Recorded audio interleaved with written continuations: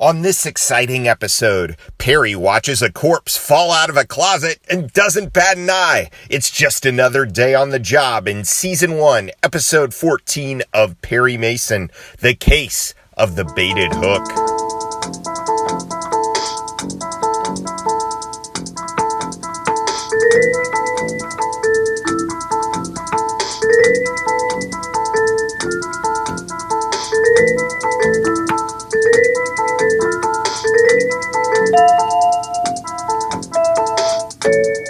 Welcome to the 14th episode of the Perry Pod. I'm your humble host, Jonathan Searcy, and my purpose here is pretty simple: provide an audio companion to the greatest legal drama in television history, Perry Mason.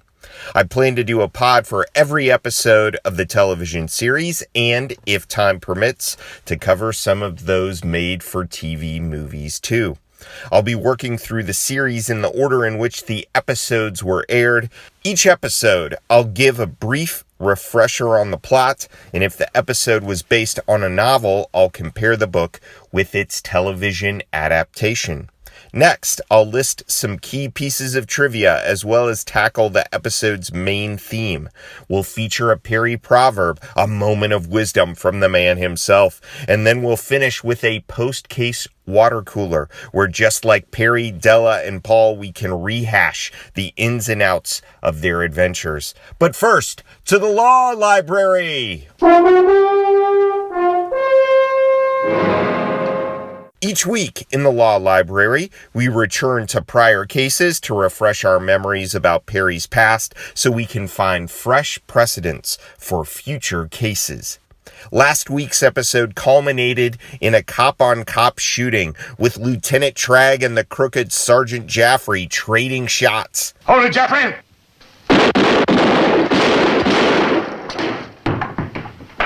Okay, Lieutenant. This is only the second time we've seen someone actually shoot a gun on camera. Raymond Burr long maintained that the show portrayed the results of violence rather than actual incidents of it. Seeing as how the novel had Tragg killing Jaffrey and the fact that we won't see another gun fired in an episode until episode 60, I guess Burr has a point. Now to this week's episode.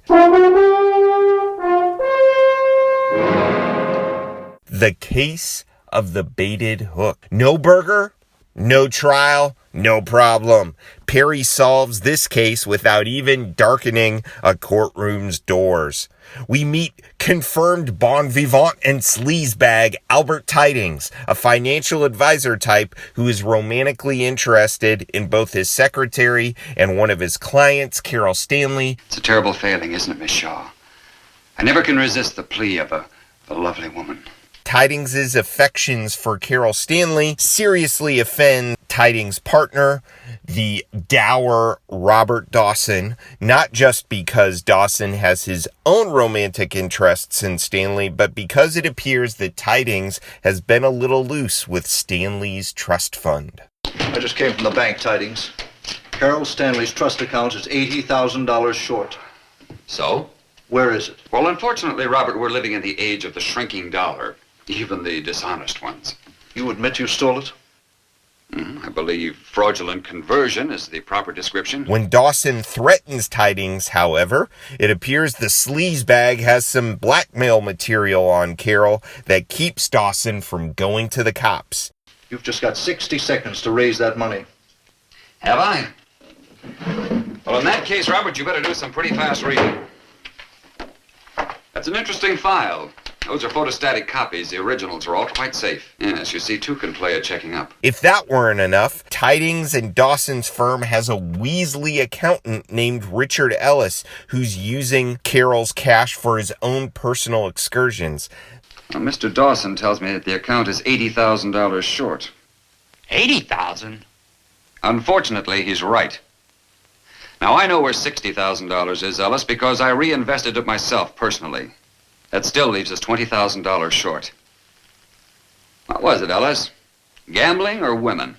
It's little wonder when Tidings ends up dead, discovered by Carol, who quickly enlists her boyfriend Dawson to aid her. Bob, something dreadful. It's Mr. Tidings. He's been murdered. What's mysterious is what Dawson does in the wake of that discovery. Dawson manages to get Perry's home phone number. Hello. Mr. Mason, Yes? listen carefully. I can't repeat this. I have two $1,000 bills in my wallet. They're for you, a retainer. I'll arrange for a further payment of $10,000 if you have to act as my lawyer. How did you get my phone number? Gets Perry to agree to see him at Perry's apartment, and then shows up at midnight with Carol covered by a black veil. This lady is your client. At all costs, I want her protected. An introduction might be helpful. Dawson hands Mason half of a $10,000 bill and says that when it's time for the mysteriously veiled woman to claim Mason's help, she'll produce the other half. There's our baited hook. While Mason gets to work on behalf of a client whose identity he doesn't really know, he gets retained by A.E. Leeds, that's Abigail Esther to you, a protective maternal figure who also wants Mason to defend, you guessed it, Carol Stanley, this time without a veil. My apologies, Mrs. Leeds. This is Carol Stanley, the girl I mentioned. Pleasure, Miss Stanley. Well, let's get down to business, Mr. Mason.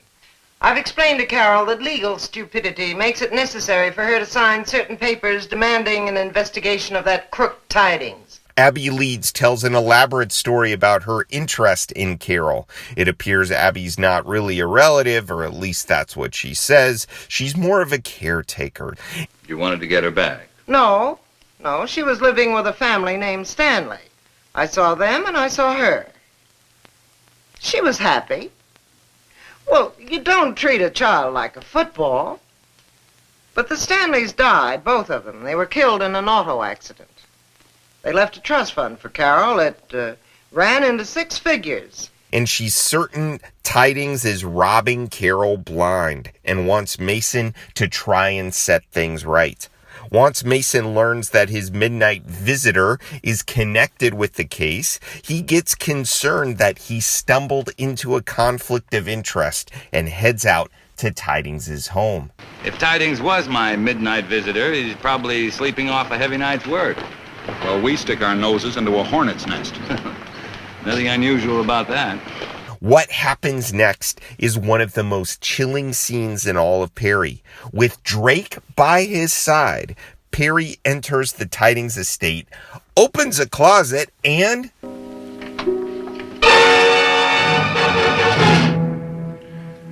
it's not the same man that came to see me at the office.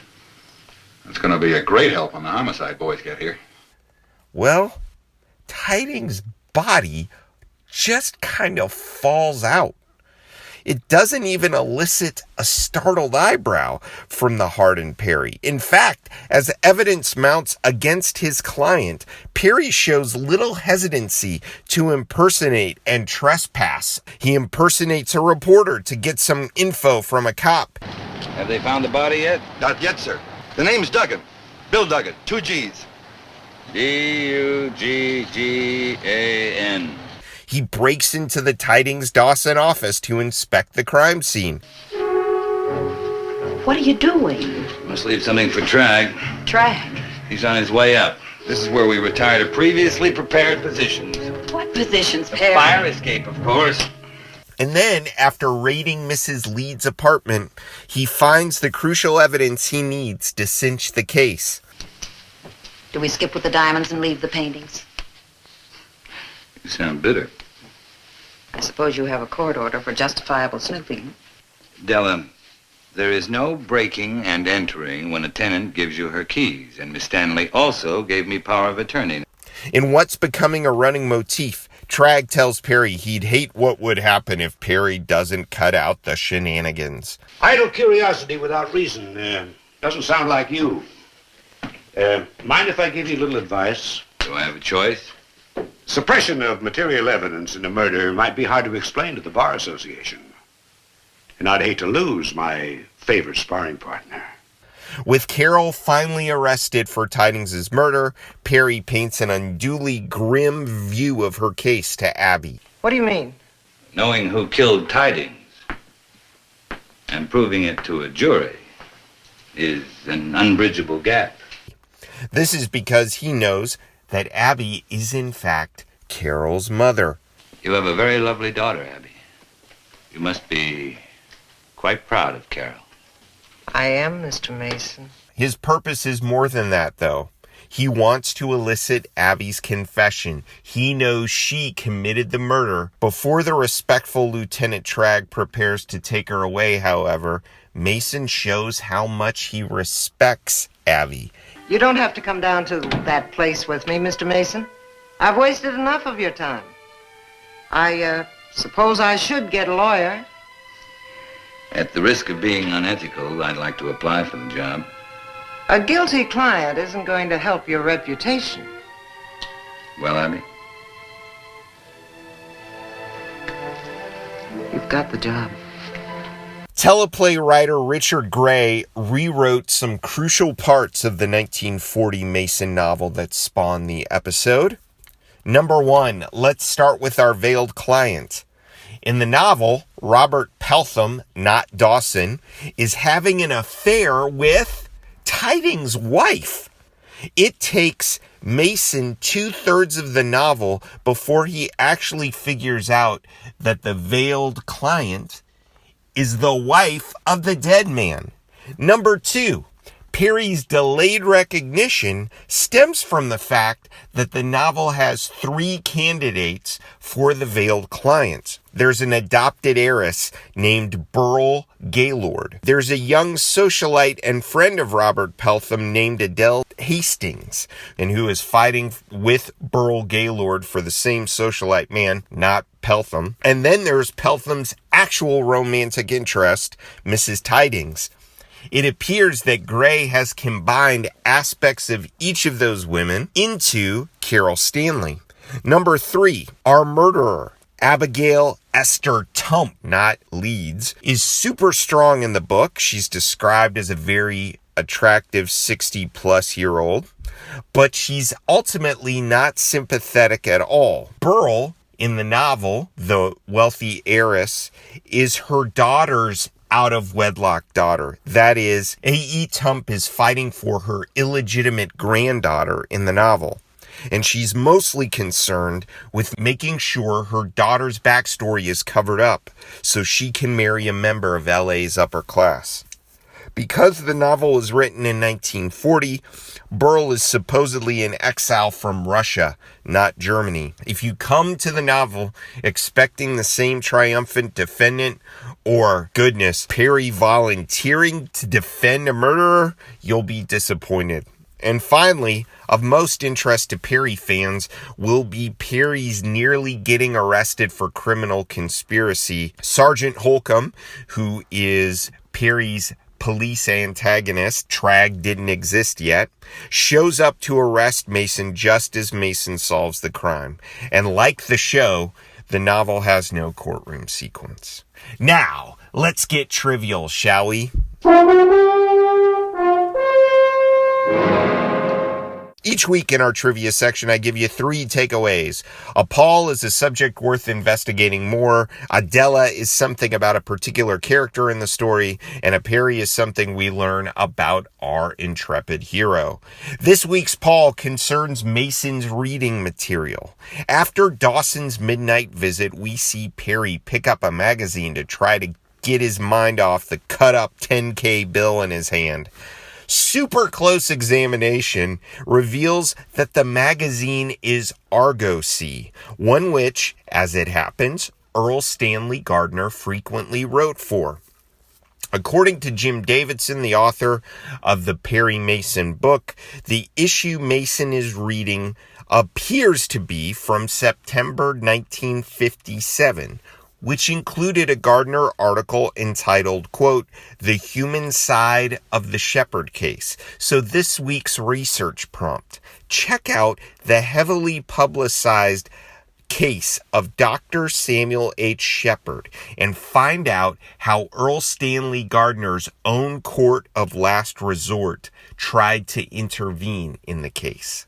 Our Della this week concerns Geraldine Wall's performance as A.E. Leeds. Wall hailed from Chicago. She was born in Joliet and died relatively young from pneumonia. She was only 57 in 1970. Do the math and you figure out that the matronly Wall was only 44 when she played the foghorn-voiced Abby Leeds. You're very frank, Mrs. Leeds. I have a voice like a foghorn, and when I'm mad, I don't whisper. The producers must have dug her because she had 5 more appearances on the show. If we were having a murderer's draft, she would be the prohibitive number 1 pick. Mason and Della like Lola from The Case of the Silent Partner, but Perry actually agrees to represent Abby, a first. And this week's Perry concerns our intrepid hero's eating habits. He meets Paul at one of his favorite LA eateries, Clay's Grill, located on the bottom floor of the Brent building, which is where Perry's office is. If you can combine good eats with good info and a good location, you're batting 1,000 in Perry and Paul's book. And that's before you start figuring in slugging percentage. Way to go. This week's theme is secrets. Everyone seems to have one. We have the crooks who try to keep their crimes on the down low, Tidings and Ellis. And we know how that ends. Tidings ends up dead. Ellis winds up in jail. And then we have the good characters. Dawson hides the identity of Perry's client from him. And Abby Leeds has been hiding a secret about her daughter Carol for as long as she can remember. This doesn't turn out well either. Dawson just ties Perry's hands and gets Carol locked up. Abby committed a murder to protect a secret her daughter had known about since high school. One of the ways that the TV show differs from the novels is the degree to which those secrets are completely revealed. The novels are more complicated, and Gardner rarely, if ever, as his murderers confess to Perry directly. In the show, we get the complicated web untangled and explained. Perry knows secrets kill. He's doing his best to model what transparency looks like, at least with his clients. I mean, you can't really be honest with the cops. A man has his limits. Now to our Perry proverb.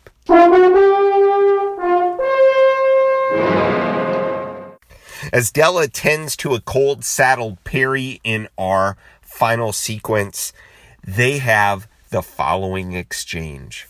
And to think Mrs. Leeds killed Tiding just to protect the secret. What a futile, senseless murder. All murders are. Perry's reply is at least half true. A murder is futile and only ends up compounding the problem that it was meant to solve, needlessly ending the life of another human being. On the other hand, a murder is completely filled with sense. That is, its logic may be immoral, but it follows a predictable pattern. Because if all the crimes were truly without sense, then Perry could never hope to break down the real culprit. Perry must keep both truths about murder in his mind. Now it's time to take a swig from the water cooler. There is one thing I don't understand. Go on, Paul. Thanks so much to those of you who gave me feedback on the last episode. My mom chimes in that the deceased George Fayette from The Case of the Moth-Eaten Mink looks a lot like Paducah-born humorist and columnist Irvin S. Cobb. Would not have seen that. And my father writes to say that he dug the analysis of the theme of tarnished goods and how it applied to this episode in a way that was darker than subsequent shows. As always, I'd love feedback about this particular episode of the podcast or the podcast in general. Was there something about this week's pod that you'd like to comment on? Something that you'd like to correct? You can leave comments on the pod's website at theperrypod.libsyn.com or email me at theperrypod@gmail.com. You'll find those links in the show notes. Thanks again for joining me on this pod journey.